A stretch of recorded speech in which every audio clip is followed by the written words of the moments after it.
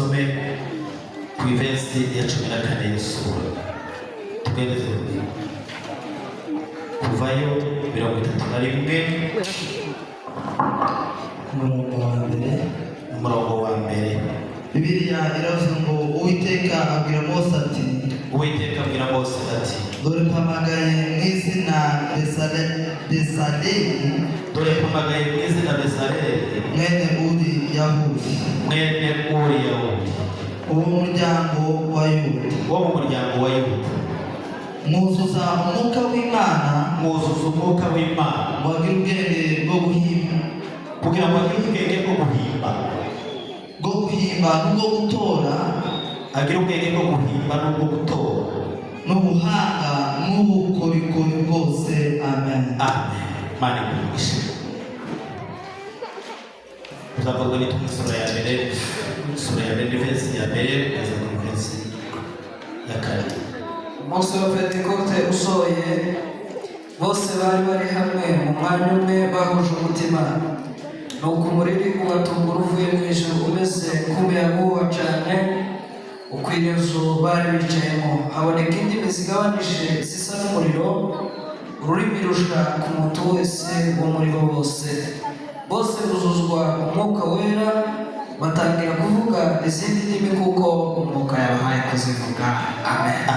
Sura verse ya 14 uramanuka ugere ku verse ya 17. Ariko Petero ahagararana n'abo 11 abagizwe ijwi rirenga ati, yemwe bagabo b'Iyudaya n'abatuye i Yerusalemu mwese, ibi mubimenye kandi mwumvirize amagambo yanje. Abati basinze kuko mwibwira, kuko ubu ari isaha ya 3 y'umunsi. Ahubwo ibyo mureba ibi byavuzwe n'umuhanuzi Yoeli ngo Imana iravuze iti, uku niko bizaba mu minsi y'imperuka, nzasuka umwuka wanje ku bantu bose, kandi abahungu n'abakobwa banyu bazahanura, n'abasore banyu bazerekwa, n'abakambwe babarimo bazarota. Amen. Mani mugisha abana bacu badusomeye neza, Imana ibagirire neza. Bwana asifiwe sana. Twatangiye turamukanye tubavuze ngo Imana ntabwo itigeze ikoresha umwuka wera. Bwana asifiwe sana. Twavuze mu isezerano rya kera Imana yakoresheje umwuka wera, ariko ikazitoranya umuntu ikamusukaho umwuka wayo kugira ngo imukoreshe. Bivuye aho nanone Yesu Kristo amaze kuza, umwuka w'Imana uza kuri Yesu Kristo kugira ngo Yesu Kristo akore imirimo yose yakoze. Bwana asifiwe sana. Bivuye aho nanone Imana ishaka kuzuza abantu bose yaremye ku isi kugira ngo buzuze umwuka wera. Bwana asifiwe sana. Ni wowe uyu munsi tugezeho wa Pentekoste. Bwana asifiwe sana. Nanone tubisubiye hariya mu isezerano rya kera, Imana ngo igihe Isiraheli yari mu butayu, ngo Imana ngo yajanaga nabo, Imana ikabana nabo, ariko umunsi umwe ibwira bose iramubwira ngo ngiye kubaka ihema ryanje kandi nzoba hagati yanyu. Bwana asifiwe sana. Nzoba hagati muri mwe, nzobana namwe hagati muri mwe, ariko kuja kumwubakira ngiye kuzotoranya abagabo buzuze umwuka waje. Bwana asifiwe sana. Ngiye kuzotoranya abagabo b'ubwenge kandi buzuze umwuka w'Imana, kandi ngo buzuze ubuhanga, ngo n'ubukorikori, ngo bwo kubaza no guteranya no kunga ibintu byinshi kugira ngo bashobore kubaka inzu yacu. Bwana asifiwe sana. Imana ije gutora, izitora abantu batuzuye umwuka, izitora abanyabwenge, kandi yamara ikabuzuza umwuka wera. Bwana asifiwe sana. Kugira ngo bayikorere utuzuye umwuka wera ukaja mu by'Imana, wona ni ngo wose itarawutinya wowe ukabivamo kuko ntabyagifasha. Bwana asifiwe sana. Arabwira ngo ngiye gutoranya abagabo bazomubakira ihema ryanje, nzatora Bezaleli uwo nzamuzuza umwuka wanje, mwongeraho Eliyabu abo muzuze mu mwuka w'Imana, kandi bashire mu mwuka w'ubwenge. Bwana asifiwe sana. Bashire mu mwuka w'ubwenge n'ubuhanga, abo n'abazomubakira inzu. Bwana asifiwe sana. Kandi ngo ibisho bazubakisha n'ibirya byose bakuye mu gitanda cy'agaciro za zahabu ibyo bashoboye gukora ariko baravuga ngo gusa bazobikora sinzopfa kubikoresha abantu gusa nzotora abantu b'abanyabwenge nguzuze umwuka wanje w'Imana Bwana asifiwe sana ariko umwuka w'Imana uri imbaraga haleluya umwuka w'Imana uri imbaraga nguzuze umwuka wanje nimara kuguzuza umwuka babona kububakira ubuturo kandi bamenye uko bazogenda babugabura bazoba bafite ubuhanga n'ubwenge n'ubukorikori bwo gutera Bwana asifiwe sana haleluya n'ubukorikori bwo guteranya kugira ngo abantu bakire kuzuba aho nziye bayobowe Bwana asifiwe sana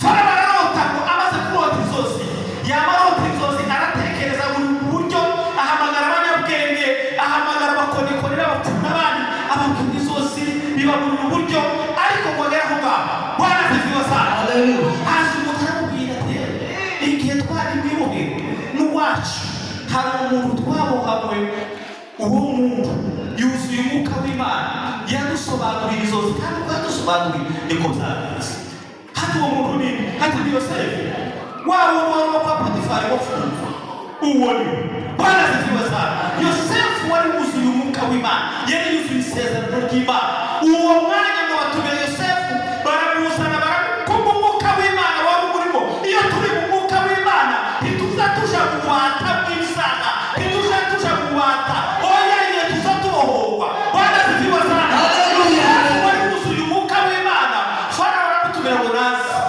umwami aramubwira ngo kwita amaze kuza baramwogosha bakugira neza bakandika imyambaro myiza yo kushikana namwe murabibona kushikana baramwandika bakugira neza araza ngo amaze gushika murotorera inzozi zose uko byari ko bigenda yamurotorera y'amahundo atashaka kubisubiramo murabizi muri abasomyi babiri ari y'amahundo nasiriya kazari sinarutse zose ari murotorera ngo amare kumubwira aramubwira ngo ariko icyo mubwira ushake umuntu uzoshobora kusiganya biriya byose kugira ngo iriya myaka iri y'uburumbe izoshobora gufasha Bwana asifiwe sana Farao ngo yaba yicara mu bantu barababwira ko si uwo muntu twomubane wuzuye uwo mwuka w'Imana uwo muntu twokura wuzuye uwo mwuka w'Imana abantu se mu gihugu ntibari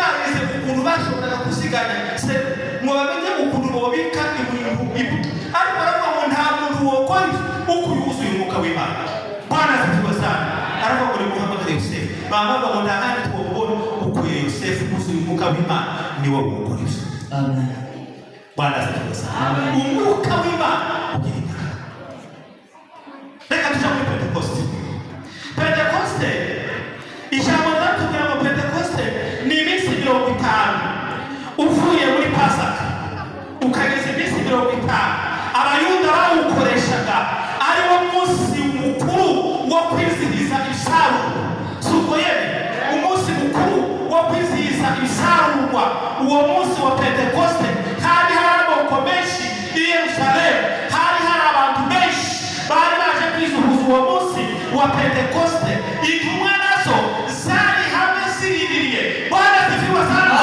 zari hamwe Yesu ko yasababwiye ntimuvaha impamvu Yesu yarababwiye ngo ntimuvaha ariko bona ntibogere ntibari batarabona umufasha bari batarabona umwuka wera wo kubafasha ngo basobanurire ngo abigishe abakomeze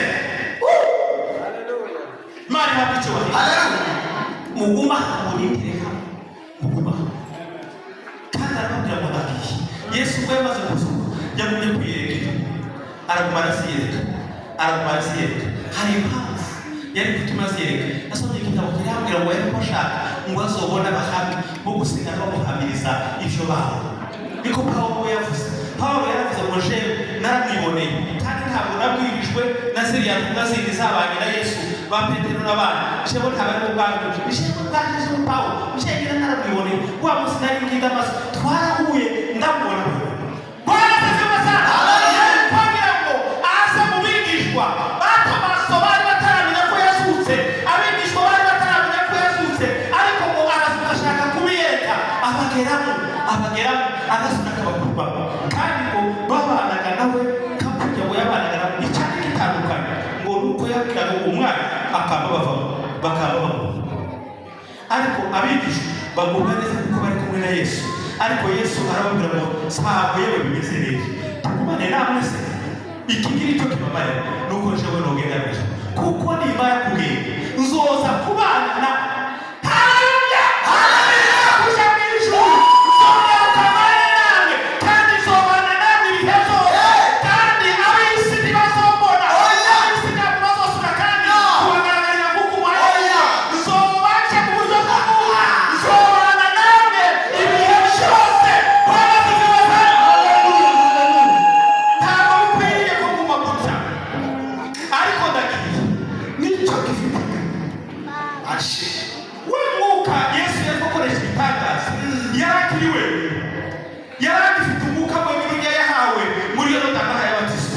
Ariko yarimo ashaka kugenda kugira ngo umwuka w'Imana uzoze intego ya Yesu twari ugucungura ikiremwa muntu cyose kugira ngo kibe mu bantu kandi namaze kugicungura acyambika imbaraga z'umwuka we aza gucungura azambika imbaraga z'umwuka wera kugira ngo zizomufashe mu ntambara ya Satani muri utanja wa Shetani.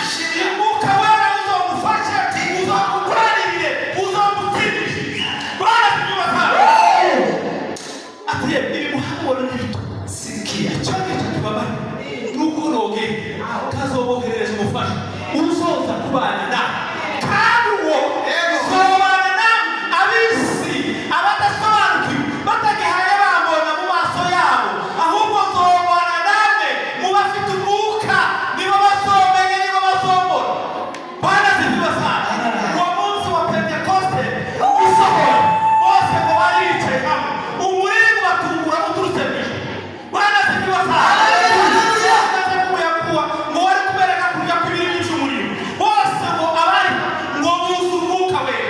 Bwana zibibasana buze imbaraga z'umwuka wera ubwoba washiramo abapatara bari kubihakana Yesu wamusagiye gupfa ubwoba washiramo iyo umwuka wera utazi ntibemeraga kubamba ntibemeraga kubagura ba Isaya icyari ko gituma baja mu ngabo bakabakeba n'umusubeno bakaroba bakabakuruka bakabatandukanya ibice bibiri nuko bari buzuye imbaraga z'umwuka wera.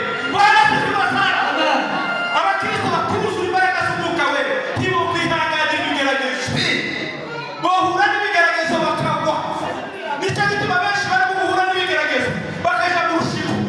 Mureke karakana ni keza mukareke nakacu muri abagabo bakiyegeza. Bwana zibibasana amen. Ntagitangaza kuri Satani kwa bikuza kandi umwana y'impamenya. Bwana zibibasana amen.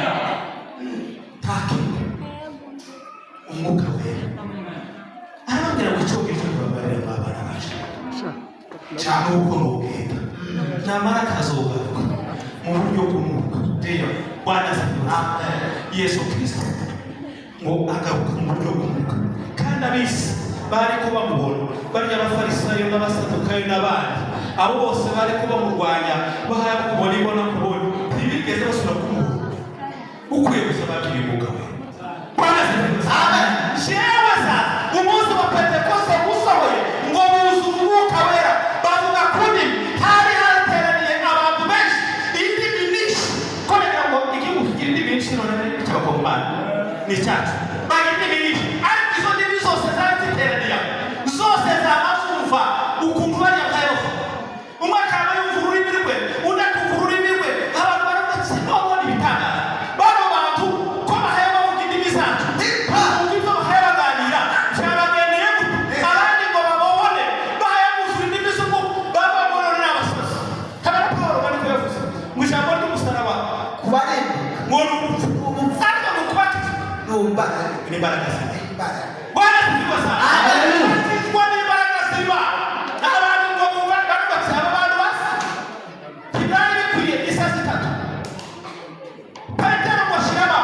Bwana zibibasana kuko yari amaze kuzura imbaraga z'umwuka wera ngo yumva kuko nta kintu ashobora gutinya yamasohoke hanze aravuga ngo ya ntibasinze habe na gato ni wa wundi Yesu Kristo. Bwana zibibasana amen. Wundi mwabambye ikabisha ni wowe waje imbaraga z'umwuka wera abantu bamaze kugura.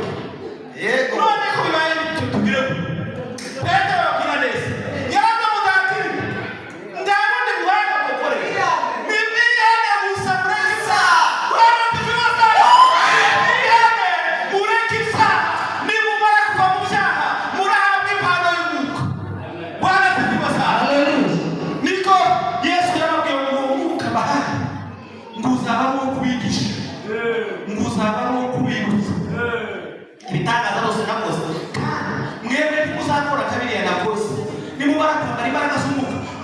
nzakora byinshi n'ibyo ntakoze kuko nazabikora jenyine mwebwe muzabikora muri benshi banazibibaza mugende aravuga ngo mugende ku isi yose mubwiriza abantu bose ubutumwa abazemera bakumvira ngo abo muzobabatiza banazibibaza muzobabatiza mu izina ryanjye n'irya Data n'iry'Umwana kandi bakira imbaraga z'Umwuka Wera kugira ngo ijambo ryanjye ryamamare ku isi yose banazibibaza. Abandi basinze isazi itatu ntimuzi ko bihakanijwe. Uwo munsi Petero ngo arabwiriza bariko bihisha. Petero wari umukobwa wavuze ati uyu nawe hasa n'abantu bazabashaka na Yesu ati jewe kubera nta mbaraga yari icabuka ariko ubwo yamaze kwambara imbaraga z'Umwuka Wera arahaguruka aravuga kandi barya bose yari kwahunga n'abarya bose bamuregaga bari bari impande ariko arahaguruka aravuga ngo uyu ni wa wundi Yesu urya mwabanje mukabohora Baraba w'umwicanyi ariko mukica Yesu ntacyo mumuziza ari umwana w'Imana wamaze ibibazo yari kwakiza impumyi agakiza ibimuga akazura abapfubye ariko muramurenganya muramwica mubohora umwicanyi Baraba uyu ni mu bakozi ntabwo basize isaha zitatu abantu baramugarukira ati yewe tukora iki ubwo muhabaye 3,000 z'abantu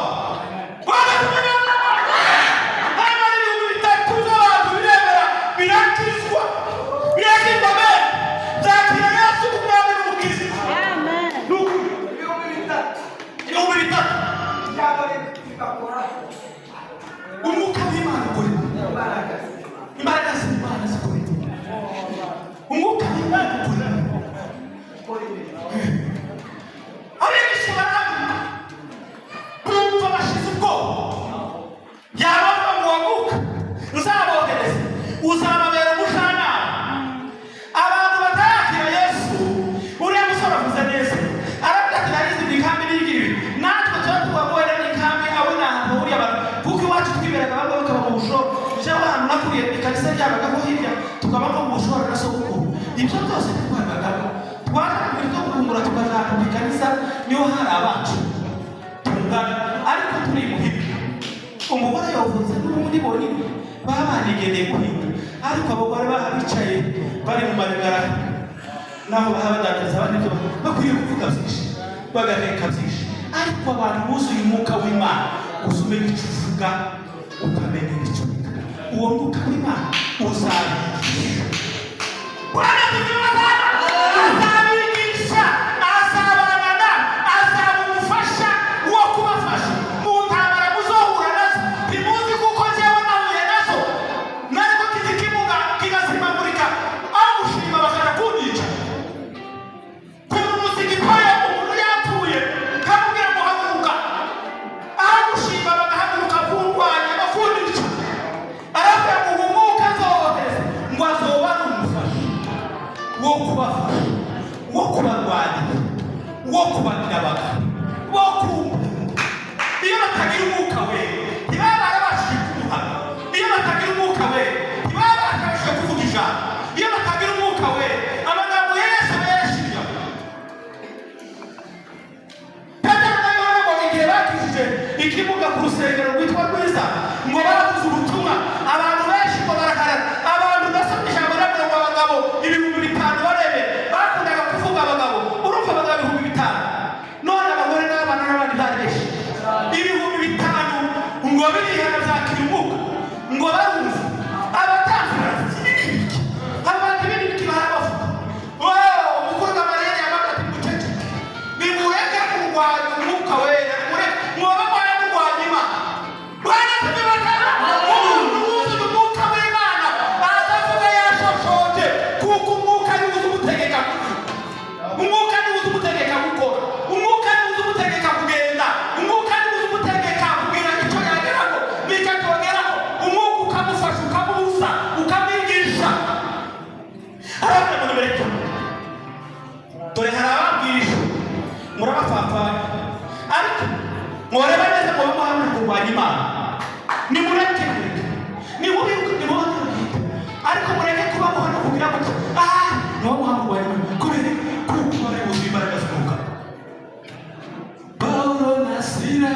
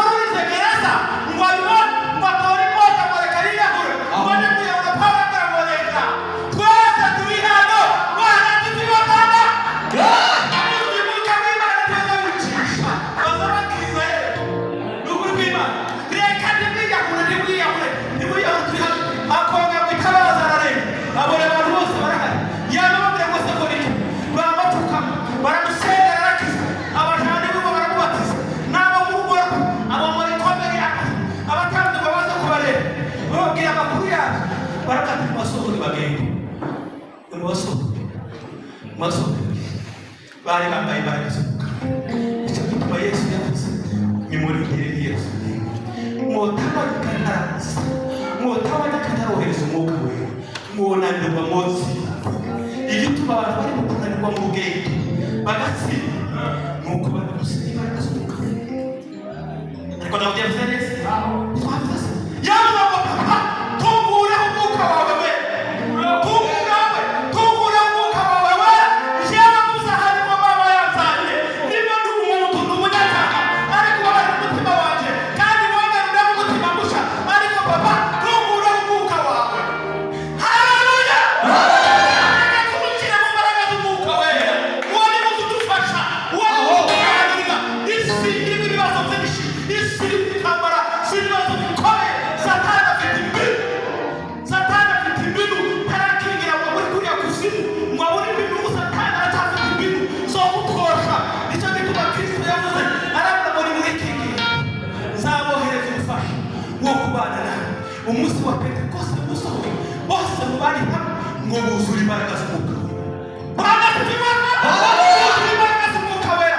Petero barasohoka bavuga ubutumwa abandi bavuga ubutumwa abandi barabaza Kristo ibumvira ku mwuka abantu barakizwa batamuza.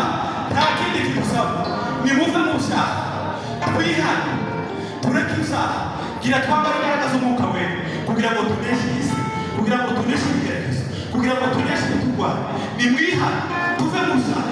Nta wundi muti wo kunesha isi ni ukwihana tukava mu byaha tukambara imbaraga z'umwuka we. Aravuga ngo ndagiye kandi izogaruka mu minsi mike ariko ab'isi ntibazoshoka kuba